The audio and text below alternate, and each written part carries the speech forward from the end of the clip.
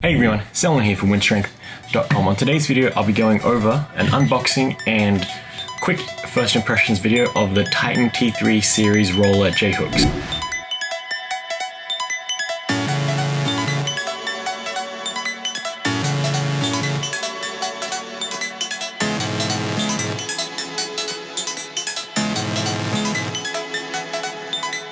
So I have been interested in trying out these roller cups for a couple of months now, and I noticed that last month they became available. I've been really wanting to test out what it's like to bench press and squat with these rollers rather than having to drag them on my old J-hooks, as well as I did want to do a little upgrade on the J-hooks that I have, the standard ones that came with the rack a couple of years ago. It was between these roller hooks and the sandwich cups, and I went with these ones just because they looked a little different and it's not something I've used before. So here are my initial impressions after unboxing. So I received these a couple of weeks ago, and here is just an unboxing video of it, just so you can see exactly how it arrived when it came from Titan. I was very impressed with the packaging. Nothing was missing, everything was in place. Out of the box, everything looked nice. There were no scratches on any of the posts there or any of the sides. Everything looks obviously brand new, as it should be.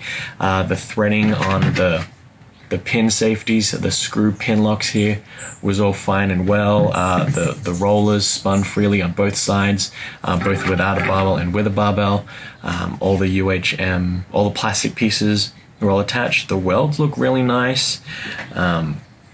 These are rated to hold 1,000 pounds each, so at a total of 2,000 pounds you can whack on these. I've used these for a couple of weeks now, not because I was necessary, but I just wanted to give them a spin for a couple of weeks. And so far I have a couple of thoughts as to how they're performing. So the first big thing I don't like with these J-hooks is the fact that you have this screw-in safety piece here. It would have been nice to see like some sort of spring-loaded quick pin pull like you see on some of the benches, where you can just pull the pin out, put it in, and then it just clicks back in rather than having to screw this in every single time.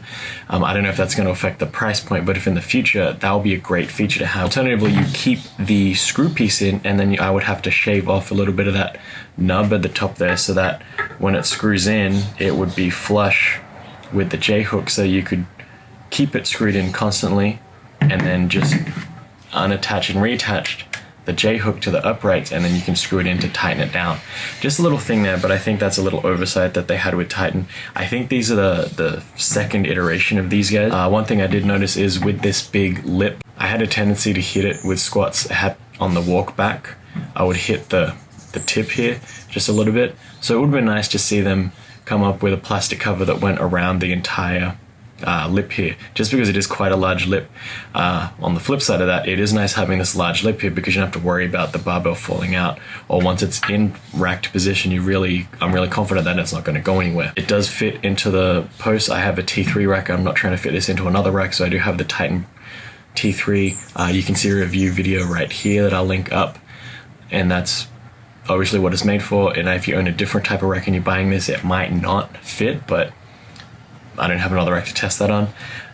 If you have another rack to test that on, let me know in the comments below if it fits or if it doesn't. The nice thing is with these J-hooks is that the inside part, any part that touches the rack, has a piece of plastic that will make sure you don't scratch up your upright post, which is kind of a nice change from the usual J-hooks that I have, which were definitely scuffing up that upright there, just because I do frequently change these.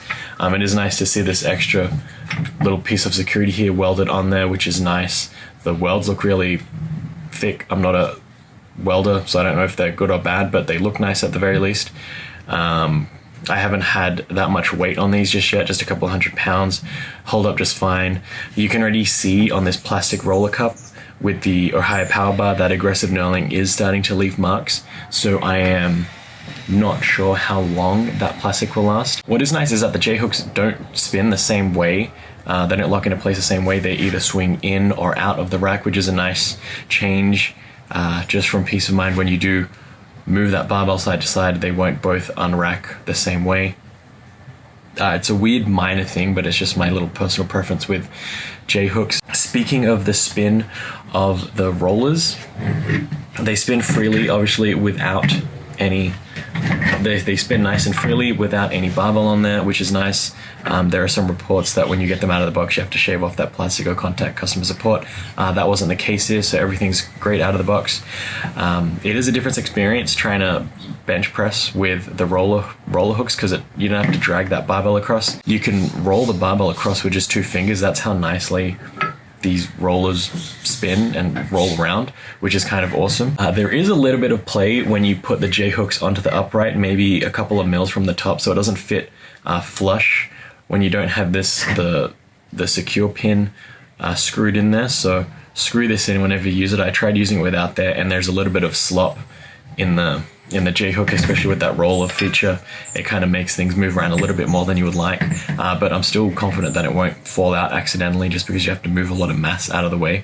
But just for safety's sake, use a screw and pin, as inconvenient as they are. So the height that I use my old J-hooks is the same that I can use these, which is nice because I've already marked up my uprights with all of the markings for my squat, bench, overhead press, safety squat yoke. So it's kind of nice that this lines up perfectly with the old J-hooks. I don't have to worry about converting or having 2 sets of markings for either the roller or the standard J-hook. So coming in at the $70 price point, is it worth it? Time we yet to be seen. My first impressions aren't that great. There is some room for improvement. Mainly the screw-in pin is my biggest annoyance with it right now. Everything else is nice. It holds up quite nicely. It fits nice and securely.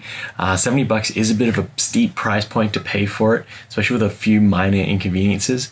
The other option obviously would be to get your standard J-hooks, which I think are around $45, and then the sandwich J-hooks, which are $65. So when you have those 3 options, unless you really want these rollers, I would probably just go for the standard J-hooks, just because I'm not too sure at this point if this is worth it. There's a couple of things they could fix up. But again, time will tell, because it's only been a couple of weeks. My first impressions weren't that great. Construction-wise, it's great, but for price, for usage, I'm not convinced that this is the best way you can spend $70 to upgrade your squat rack. So hopefully you found this video helpful with your own purchases. Let me know what you think if you've purchased one of these and how you're liking it. I'll leave another review in about a year to see how this is going and how it's held up after a year of use. Thanks for watching. This has been Selwyn from Wynn Strength, and remember, a better life through strength.